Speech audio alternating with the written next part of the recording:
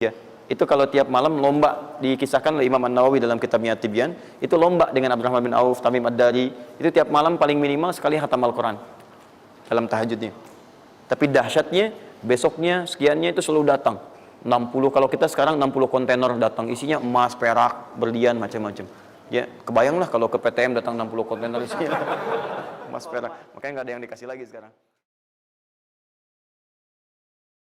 Nah, lihat sini, sudah? Saya mulai ya. Nah, ini saya harus selesaikan ini. Kita sepakat dulu sampai jam berapa kita? Oh enggak, kalau Anda mau sampai jam 12 silakan saja. Saya setengah 10 selesai lah. Karena ini pembuka ya, pembuka. Ke depan kita akan lebih kompleks karena saya pengen ini dicoba sampai sepekan. Nanti akan melahirkan perubahan. Karena ke depan kita akan bicara tentang riba, tentang macam-macam ya. Itu perlu lebih fokus lagi.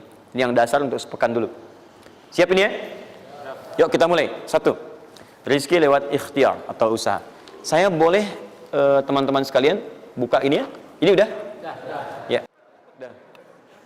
1 yang lewat usaha itu ikhtiar. Ya, buka Quran surah 39, Quran surah 53 ayat 39. An-Najm ayat 39.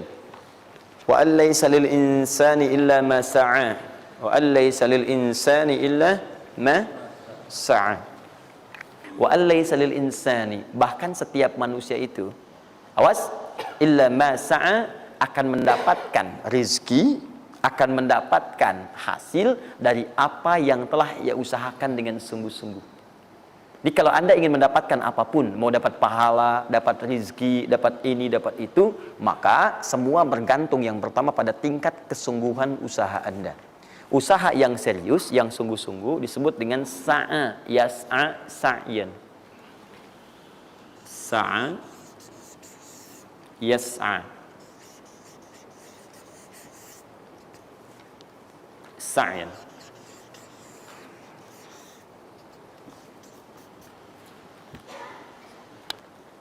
Ini sa'a, yas'a, sa'yan tidak disebutkan dalam bahasa Arab kecuali menunjuk satu usaha yang sangat serius, sungguh-sungguh.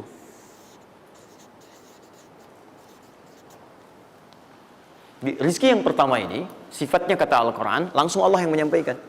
Kalau Anda mau mendapatkan rizki itu, baik yang sifatnya materi, uang, rumah, mobil, pakaian, makanan dan sebagainya, maka Anda mesti serius, usaha. Usaha yang serius. Saya belum bicara bagaimana cara usahanya. Tapi Quran ingin membangun komitmen dulu. Anda mau usaha enggak? Anda usaha, saya kasih kata Allah. Jadi kalau Anda enggak usaha, enggak akan turun rezeki. Ya. Enggak ada rezeki turun dengan cuman diam aja. Enggak ada. Anda mesti usaha. Saat saya berada di Mesir, ada 2 mahasiswa itu saling, mereka paham Quran. Mereka diskusi ingin membuktikan kebenaran Quran. Yang satu cara berpikirnya benar, yang satu keliru. Yang satu berkata, Allah kan sudah jamin rezeki kita akan diberikan, ya kan? Sampai kita wafat sempurna rezeki. Jadi nggak nyari pun pasti dikasih. Cara berpikirnya seperti itu. Ini yang dipakai oleh orang liberal sekarang.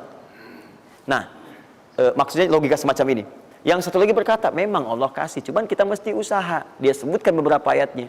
Yang satu bertahan dengan pendapatnya, dia ingin buktikan. Saya masuk nanti ke masjid. Kalau di Timur Tengah itu suka ada zawiyah, tempat-tempat khusus untuk ibadah. Dia masuk ke dalamnya, sembunyi di belakang meja. Nah, di masjid itu suka ada muhsinin, para donatur yang itikaf, kasih makan. Hari pertama semua dikasih, dia tidak, karena ngumpet. Karena perjanjiannya nggak boleh ada usaha apapun. Hari kedua dia masih ngumpet, nggak dikasih, semua dikasih yang ada. Hari ketiga sudah lapar sekali, sudah nggak tahan. Begitu udah dikasihkan, yang muhsinnya tanya, hal min akhar, ada lagi yang lain nggak? DKM jawab karena nggak tahu, kan ngumpet, nggak ada yang lain. Baik, kalau gitu saya kasih ke tempat lain. Karena beranjak mendengar suara itu, dia langsung kasih kode dengan berdahem. Kaget kan DKM. Begitu dibuka ada orang ngumpet di belakang meja, sudah kelaparan. Akhirnya dia ada orang satu lagi di sini, langsung dikasih bagiannya sampai dengan 3 bungkus. Begitu dikasihkan itu, teman yang kedua tadi yang mengatakan mesti ada usaha langsung mengejar pada teman yang bersembunyi. Dan dia katakan, kan saya bilang dari awal, rezeki itu mesti dicari walaupun dengan sama. Saya juga sama, Ustadz pemateri misalnya kan, begitu kehausan ya, dia kan, nah, misal panitia datang, macam-macam lah, misal tuh. Enggak, itu contoh. Saya nggak biasa ceramah sambil minum, ya.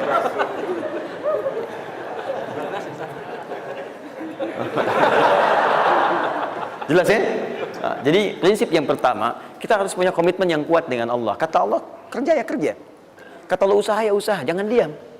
Di usaha itu sepanjang keluar yang disebut usaha dari dalam tubuh kita, kaki melangkah, tangan bergerak gitu kan, kemudian mulut berbicara, bersuara, atau telunjuk menunjuk aja, ada usaha, rezeki turun. Apa butuh pembuktian lagi? Tuh lihat di beberapa belokan-belokan tuh, cuman orang begini aja, prit, 1.000, makasih Pak, 2.000, makasih bos, kan? 5.000, paman. Om. Jelas ya? Paham ya? Nah, ini yang pertama, usaha yang serius. Nah, ini langsung dicontohkan oleh Allah. Bahkan kalau Anda serius, nah perhatikan, ini jejaknya langsung ditemukan dan diabadikan dalam Al-Quran. Ada beberapa tahapan yang mesti kita tahu. 1, 2, 3. Perhatikan cara keseriusan yang digambarkan dalam Al-Quran. Teman-teman, kalau saya sebutkan sa'ah dalam Al-Quran, mungkin agak banyak kita mencarinya, butuh energi. Tapi kalau saya ilustrasikan begini, antum insya Allah akan lebih cepat menemukan. Kalau kita haji atau umrah, kemudian ada ritual setelah tawaf, namanya apa? Sa'i. Apa itu sa'i? Tuh kan, lari-lari kecil. Kalau lari-lari besar, maraton. Kan sudah saya tuliskan di atas. Sa'i itu kan dari sini tulisannya. Ya, dari mana sa'i itu? Safa ke Marwah. Ya, buka Quran surah kedua ayat 158, paling kiri di pertengahan. Innas safa wal marwata min sya'airillah. Faman hajjal bait aw i'tamara fala junaha alaihi ay yatawafa bihima. Man tatawwa khairan fa innallaha syakirun alim. Lihat sini. Ibadah ini kenapa dinamakan dengan sa'i? Dan sementara orang sekarang agak kurang tepat menerjemahkan dengan lari-lari kecil. Dalam bahasa Arab lari kecil bukan sa'i. Dalam bahasa Arab lari-lari kecil itu bukan sa'i. Ingat baik-baik kalimat ini. Kenapa dinamakan dengan sa'i? Karena di tempat ini pernah ada satu sosok yang sangat bersungguh-sungguh untuk berusaha. Sangat serius untuk mendapatkan rizki dari Allah Subhanahu wa taala. Sosok ini datang, diantarkan oleh suaminya. Kemudian ketika diantarkan, ternyata ini yang paling menarik. Ini yang saya berikan 3 panah ini. Diabadikan kisah ini di Quran surah ke-14 ayat ke-37. Pertama diantarkan.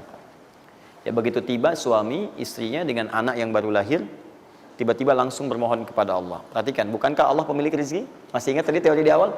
Pusat rezeki ada di mana? Baik. Nah, ini teman-teman sekalian, kaidah yang pertama. Kalau antum ingin berikhtiar berusaha, maka hal yang pertama dilakukan adalah mendekat dulu kepada pemiliknya. Mohon minta kemudahan, minta petunjuk, minta kenyamanan, minta keberkahan. Itulah sebabnya sebelum kita berangkat, kita sholat dulu. Sholat subuh, sholat fajar, menghadap, usahakan. Makanya Nabi setelah selesai sholat, selalu meminta kepada Allah diberikan petunjuk mendapatkan rezeki. Ya, yang di Ibnu Majah nomor hadis 925 itu, Allahumma inni as'aluka ilman nafi'a wa rizqan thayyiba wa amalan mutaqabbala. Minta. Kalau dalam bahasa kita, ya Allah berikan saya hal yang bermanfaat, ilmu bermanfaat dan rezeki terbaik di hari ini. Minta. Nah, begitu sampai beliau bermohon pada Allah, Rabbana inni askantu min dzurriyyati biwadin ghairi dzi zar'in inda baitikal muhram. Perhatikan ya. Ya Allah, saya bermohon kepadamu, engkau yang merawat kami, memerhatikan kami, memberikan rezeki kepada kami. Sifat rububiyah yang disebutkan namanya Rabb. Begitu meminta kepada Allah, ya Allah sekarang saya diperintahkan olehmu sebagai tawadu. Nabi Ibrahim mengatakan, saya menempatkan sebagian keturunan saya, istri saya, anak saya di satu tempat yang sangat gersang. Enak bayang nggak? Tempatnya gersang, gunung-gunungnya itu, batu-batunya itu rapat luar biasa, kerasnya luar biasa, dan nggak ditemukan sumber air di situ. Artinya ini kondisi yang paling dalam lah, ya. Kondisi yang paling sulit didapatkan. Jadi selevel tumbuhan pun nggak ada. Jadi saya mau katakan begini, lihat ya. Anda pergi ke satu tempat, Anda berusaha tuh masih ada, Google-nya ada, bangunannya ada, kendaraan ada, modal ada, tinggal kelihatan semuanya jadi aktiva semua tuh. Tinggal kita olah aja. Ada orang yang pernah mendatangi tempat yang semuanya nggak ada bahan-bahannya. Bayang ya? Kosong. Tuh, saya pernah satu kali waktu ada krisis itu beberapa ke belakang, itu semua showroom macam-macam itu pada jatuh. Dan saya diundang ke Hyundai untuk ngasih motivasi, ngasih training. Pertama kali saya dibawa itu, teman-teman sekalian, saya dibawa ke showroom mereka, selapangan tuh, isinya mobil semua. Mobil, apa perkataan pertamanya? Kata manajernya, Ustaz, itu biasanya kami kosong nih. Sekarang banyak seperti ini katanya. Mohon nanti diberikan gambaran seperti apa kami mesti semangat macam-macam. Saya bilang, Pak, Bapak itu luar biasa ya.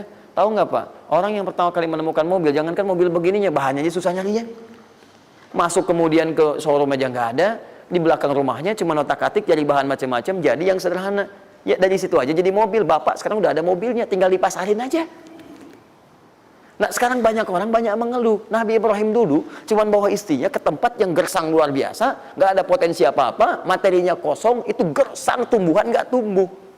Apa yang terjadi? Begitu sampai di situ, satu kalimat ketika meninggalkan Ibrahim istrinya Sayyidah Hajar dengan anaknya Ismail alaihissalam, maka pertanyaan pertama dalam satu riwayat, ahadza min amrillah, apakah semua ini ketetapan Allah? Maka dijawab bala. Perhatikan prinsipnya, selama ini ketetapan Allah, maka Allah tidak akan menyia-nyiakan saya.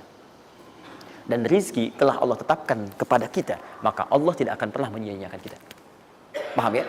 Jadi kalau Anda ditempatkan di kondisi apapun, bahkan mulai belum bekerja, baru lulus kuliah, bahkan mulai baru membuat satu bisnis misalnya, atau macam-macam halnya, ingat, ada yang lebih buruk kondisinya daripada Anda, yang semua bahannya bahkan belum didapatkan. Dan dia yakin dengan Allah. Sepanjang Anda punya Allah, maka semua akan mudah bagi Anda. Ini prinsip yang pertama. Jelas ya? Nah, kalau sudah paham sampai sini, belum berhenti karena ada komitmen untuk usaha. Apa usahanya? Maka Ismail menangis satu saat dan Allah tetapkan ASI-nya nggak keluar dari ibunya. Begitu tidak keluar, nah anak ini kan pasti bergejolak. Tangan bergerak, kaki bergerak, disimpan di bawah. Saat bergerak itu kakinya menghunjam ke tanah, tangan bergerak, nggak keluar apapun. Ibunya ini yang menempuh usaha yang sangat serius untuk mencari. Dia tahu kalau cuma diam nggak akan datang. Maka ibunya menerapkan satu ketentuan pertama yang nanti diabadikan dalam Al-Quran, yaitu teori rezeki dengan ikhtiar, mencari cara yang serius. Nah, cuma apa yang akan kita keluarkan saat ini terlepas dari usaha apapun yang Anda kerjakan saat ini. Tapi teori dasarnya adalah ketika Anda menempuh usaha yang serius ini, ada beberapa tahapan yang mesti Anda lalui. Persoalannya, waktu saya sudah habis 9:30. Nah, saya mau minta sedikit aja, boleh nggak saya tambah 5-10 menit? Alhamdulillah. Nah, satu, saya agak cepat ya, saya agak cepat. Satu. Nah, yang pertama beliau lakukan, beliau kemudian mencari itu dengan semangat, naik ke satu bukit. Naik. Bukit apa namanya? Kapan bukit itu dinamai dengan Sofa? Ini persoalannya. Belakangan kan? Belakangan, setelah itu bukit Sofa. Dari mana munculnya Sofa? Sofa itu kan kalau kita gali dari akar katanya, ya berasal dari kata tasfiyah. Ya, Sofa, yasfi, sofyan, wa tasfiyatan, wa sofian, wa sufyanan. Kalau pakai sin, sufyan, kalau pakai sod, sufyanan. Sofiyun. Tasfiyah artinya menyaring sesuatu yang kotor, sehingga yang bersih aja yang kelihatan. Kalau Anda menyaring sesuatu, saring, bersihnya itu ada, kotornya hilang, dibuang. Itu namanya tasfiyah. Pakai ta, sod, fa, ya, ta. Ini hasilnya disebut dengan sofa. Orangnya disebut dengan sofi atau sufi, perempuannya disebut dengan sofia. Jadi kalau ada yang namanya misalnya sufi atau sofia, ini orang yang mampu menyaring segala yang kotor dalam dirinya sehingga yang keluarnya yang baik-baik aja. Kalau bicara ada yang provokasi, mau ngucapan yang kotor dia tahan, keluarnya yang baik. Mau melihat ada yang kotor dia palingkan, dia yang baik. Itu sofia. Perempuannya, laki-lakinya sofi, ya, atau sufi. Baik. Nah, Sofa, kenapa disebut dengan Sofa bukitnya? Karena pada saat itu, walaupun tidak ada modal, situasinya sulit, beliau bisa menyaring keadaan dirinya, sehingga menghilangkan yang kotor-kotor dalam benaknya, dan yang ada cuma prasangka baik kepada Allah Subhanahu wa Ta'ala. Maksudnya Pak, kalau Anda ingin memulai usaha, sehebat apapun, walaupun nggak ada modal, nggak ada apapun, hal pertama modal terbaik yang Anda mesti lakukan adalah berprasangka baiklah kepada Allah Subhanahu wa Ta'ala. Sofa. Positive thinking kepada Allah. Allah sudah janjikan kepada saya, maka saya akan memenuhi apa yang Allah perintahkan. Dan akhirnya Allah memberikan apa yang dijanjikan. Jelas ya? Kalau Anda memulai dengan perasaan yang baik, yang positif, nanti Allah akan angkat Anda berada di puncak seperti Sayyidah Hajar naik ke atas bukit itu. Jelas ya? Dan perasaan Anda pun akan enak. Tapi kalau belum apa-apa Anda sudah negative thinking kepada Allah, maka mohon maaf, jangankan rizkinya, maka usaha Anda pun tidak akan maksimal, effortnya akan sangat kurang. Anda baru mau ke kantor, terus tiba-tiba melihat mendung, ya, terus orang udah mulai macet, terus negatif muncul di situ, ya mendung, macet. Terus apakah dengan mengatakan ya mendung dan macet, kemudian macet itu akan terurai? Mendung itu akan sirna? Tidak. Sampai Anda bikin status pun nggak akan pernah kelar. Ceklik, hari ini Bekasi macet. Terus Anda ngapain? Jadi kalau Anda mau mengawali sesuatu, maka positive thinking kepada Allah. Bismillah. Allah yang bikin mendung, Allah yang bikin terang. Nggak ada bedanya. Bismillah, saya diperintahkan, saya jalan. Tak bisa, kemudian saya coba cari alternatif. Macam Anda usaha. Paham ya? Nah, kemudian, bukankah seseorang berusaha itu ingin mendapatkan sesuatu? Puncak hal yang diinginkan, yang diharapkan itu bentuknya rizki. Tapi sifat ingin mendapatkan sesuatu, puncaknya disebut dengan marwah namanya. Sesuatu yang sangat diharap, diinginkan, marwah. Perhatikan baik-baik. Ya. Saya mau tanya begini, dari sofa ke marwah, berusaha dengan serius Sayyidah Hajar. Lihat sini, sofa itu kan di atas kan, terus turun kan, turun, tahan sini. Begitu ke sini, melihat ada peluang di sini, terlihat seperti ada oase, maka dipercepat jalannya. Makanya di sini sekarang ada tanda lampu hijau. Ya, begitu nyampe sini untuk laki-laki lari-lari kecil, perempuan jalan cepat. Ini karena ibadah yang disebut dengan sa'i sering diartikan dengan lari-lari kecil. Ini berlari ini teman-teman, jalan cepat ibu. Ini sesungguhnya awalnya ini melihat di sini seperti peluang ada oase di sini di marwah, banyak air. Maka dipercepat jalannya. Sampai di batas ini, ragu lagi. Betul nggak ya? Apa cuma fata morgana? Tapi yang paling dahsyat adalah, dia memastikan dengan ikhtiarnya. Saya mesti pastikan dulu, jangan menduga-duga. Dikejar sampai ke atas. Begitu kepastiannya tidak ada sama sekali. Ternyata fata morgana saja. Dari sini, balik lagi. Mungkin di sini ada. Ya, balik lagi ke tempat tadi. Balik, dilihat. Sini kayak ada, betul di sini. Balik nyampe sini fata morgana.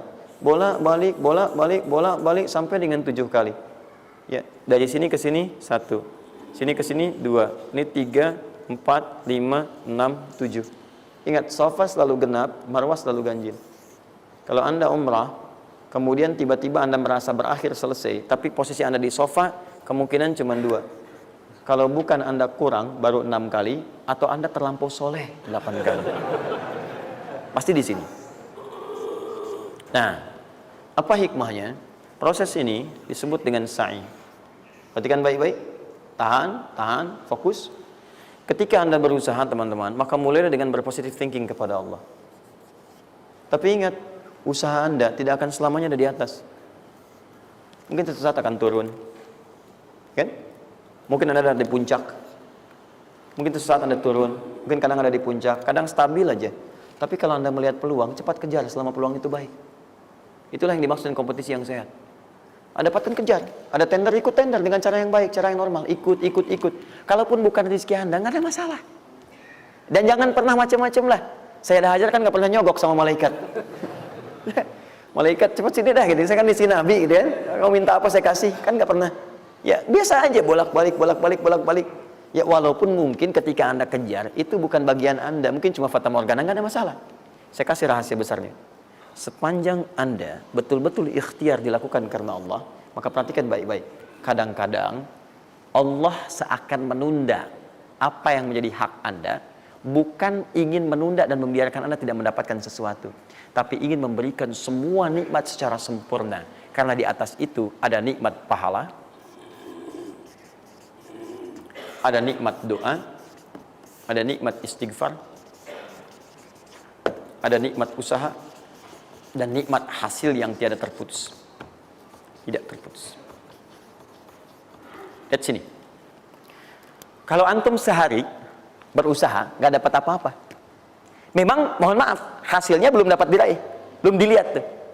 Tapi bukankah pada saat itu, doa antum akan bertambah? Bukankah malamnya salatnya nambah? Tahajud? Bukankah di situ kadang-kadang kita istighfar, ya Allah, Teman-teman, bukankah istighfar menggugurkan dosa? Bukankah berdoa menambah harapan, mengakumulasikan sesuatu? Bukankah tahajud menambah pahala lagi? Kadang-kadang yang diinginkan oleh Allah pertama kali bukan dunia dulu. Ketika Allah mencintai seorang hamba, dia akan berikan pahala akhirat dulu. Karena dunia itu sifatnya sementara. Hei fulan, kamu kemana aja? Kemarin kamu jauh dari saya, baru sekarang kamu pikir dekat dengan saya. Saya nggak pengen kasih dunia dulu, dunia itu kecil. Kalaupun di seekor sayap samuk sebelahnya, sebelah sayap nyamuk ada dunia itu ada nilainya, saya kasih buat kamu deh, nggak ada nilainya. Ya, karena itu saya ingin kamu akhirat sempurna dulu. Saya ampuni dulu dosa-dosa kamu yang kemarin. Begitu sudah diampuni, hari kedua istighfar lagi diampuni, saya kasih pahala yang banyak. Begitu pahala udah dapat, dosa udah diampuni, baru dunia diakumulasikan. Karena hukum dunia itu, kalau antum usaha akan terus diberikan. Jadi nggak ada yang nggak dikasih. Jadi kalau antum sehari bekerja ini, kelihatannya nggak dapat apa-apa. Bukan nggak dapat apa-apa, disimpan untuk diakumulasikan. Nanti dosa antum tuh udah hilang, amalan udah banyak, antum dapat banyak. Kadang-kadang nggak sadar kalau saat dapat banyak itu sebetulnya itu hasil usaha antum sebelumnya. Itu teorinya begitu. Ya, jadi nggak ada yang nggak dapat apa-apa, semua akan dinilai. Sepanjang antum bergerak dikasih, dan antum buktinya hidup juga. Sampai ke hari itu kan masih hidup, bisa makan juga di hari itu, bisa beraktivitas juga, sehat juga dan sebagainya. Belum dapat apa. Makanya kata Nabi, yang hari itu ada makanan, dia orang kaya sebetulnya. Kalau besok masih ada lagi, kaya banget. Antum sampai sebulan masih ada cadangan. Ini kenapa kita mesti berkeluh kesah? Dan belum tentu hidup juga sampai besok. Yang tuh mau ngumpulin apa? Nah, maka prinsip yang terbaik adalah ketika antum berikhtiar, ikhtiar usaha yang maksimal. Tapi jangan khawatir kalau antum kerja sehari nggak dapat, 2 hari belum ada usaha. Jangan khawatir teman-teman sekalian. Rumus yang mengatakan semua ketika badan bergerak maka rezeki dituliskan untuk keluar. Tapi kadang-kadang ada yang Allah inginkan lebih besar dari apa yang Anda harapkan. Apa yang Allah harapkan ikutkan ke situ, maka Anda akan mendapatkan akumulasi bagiannya. Itu yang dilakukan oleh Sayyidah Hajar. Begitu beliau kemudian naik ke Marwah, nggak dapat, naik ke Safa, nggak dapat. Apa pernah tertuliskan dalam riwayat sedikit aja Sayyidah Hajar mengeluh? Tunjukkan kepada saya kitab mana yang pernah menunjukkan riwayat ketika bolak-balik itu kemudian Sayyidah Hajar berkata, ya Allah, saya kan istri Nabi, saya kesini memenuhi perintahmu ya Allah, ini udah capek, kenapa belum turun juga? Pernah nggak? Kedua, ketiga, keempat, kelima, sampai ke yang ketujuh. Begitu sampai di Marwah, baru kemudian diakumulasikanlah itu. Apa yang terjadi? Ibunya yang usaha bolak-balik. Airnya keluar dari mana? Anaknya, kakinya kemudian menghentak lagi. Tiba-tiba keluar air dari situ. Pertanyaan saya, ibu yang lebih tahu di belakang. Kan kalau anak itu sedang haus, pasti tangan kakinya bergerak kan? Kenapa saat pertama disimpan bergerak, airnya keluar? Sudah 7 kali bolak-balik, baru air keluar. Silakan lihat riwayatnya. Pada hentakan itu, ketika 7 kali ibunya bolak-balik, malaikat mengepakkan sayapnya. Itu yang menghantam air dan keluar air. Malaikat yang ditugaskan Allah memberikan rezeki namanya Mikail. Itu ada di Quran surah kedua ayat ke-98. Ya, man kana aduwwan lillahi wa malaikati wa rusuli wa jibril wa mikail. Mikail. Di antara tugas Mikail oleh Allah ditugaskan untuk memberikan rezeki. Yang paling menarik, perhatikan baik-baik. Begitu airnya keluar, ibunya sedang di Marwah, sedang berdoa nih. Makanya kalau sa'i di sofa ngadep ke kiblat berdoa dulu, ke Marwah ngadep ke kiblat berdoa dulu. Begitu sedang berdoa nyampe ke Marwah yang ketujuh, anaknya lebih kencang menangisnya. Ibunya mendengar suara nggak biasa, dikejar ke sini. Begitu kejar ada air. Apa kata ibunya? Lihat kalimatnya. Zam, zam, zam, zam. Ibunya tidak mengatakan ijma, tapi zam, zam, zam, zam. Zam itu artinya kumpul jangan berhenti, kumpul jangan berhenti, kumpul jangan berhenti. Sampai sekarang air itu tidak pernah berhenti. Perhatikan bagaimana akumulasi pekerjaan seorang ibu yang sangat serius menghasilkan rezeki bukan hanya untuk dirinya, untuk anaknya, cucunya, cicitnya, dan berganti generasi sampai kita sekarang. Kita aja ke zaman Nabi Muhammad, itu teman-teman sudah lewat 15 abad. Nabi Muhammad ke Nabi Ismail 29 generasi. Satu generasi bisa ribuan tahun. Nabi Muhammad ke Nabi Musa aja 2000 tahun, ke Nabi Isa 600 tahun. Sekarang ke Nabi Ismail 29 generasi. Muhammad bin Abdullah bin Abdul Muttalib bin Hashim bin Abdul Manaf bin Qusay bin Murrah bin Kilab bin Ka'ab bin Ghalib bin Fihir bin Malik bin Nadar bin Kinana bin Khuzaimah bin Mudrika bin Ilyas bin Salam bin Nizar bin Mudar bin Ma'ad bin Addan bin Adi bin Adri, ya, bin Muqawwam bin Nahur bin Tari bin Ya'rub bin Yasub bin Nabit bin Ismail alaihissalam. 29 generasi. Yang bisa mengulang 29 ini saya bebaskan paspornya untuk menghafal Quran di pekan depan. Silakan. Boleh, silakan. Tapi kalau salah satu tambah 1 ayat.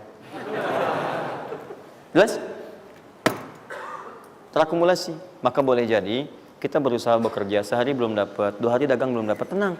Begitu antum 3 hari, tiba-tiba dagangan diborong habis. Itu sebetulnya usaha antum yang sebelumnya. Tapi antum dapat bonus ampunan dosa, pahala, macam-macam. Maka jangan mengeluh. Dan jangan pernah antum sekali-kali, awas ya, awas. Mengeluarkan kata-kata yang seakan-akan Allah menghentikan rezeki antum. Maka disitulah kesulitan paling sulit akan antum awali. Ya Allah, apa engkau nggak sayang dengan saya? Saya perlu usaha apa lagi? Kenapa belum diberikan juga? Dan sebagainya. Itu kadang-kadang membuat seseorang kalau sudah kehilangan arah seperti itu sampai meninggalkan agamanya, itu yang paling fatal. Paham ya? Keluarkan. Tidak usah mikir, nggak usah macam-macam. Dah, 2,5% keluarkan. Itu 2,5% itu paling minimal.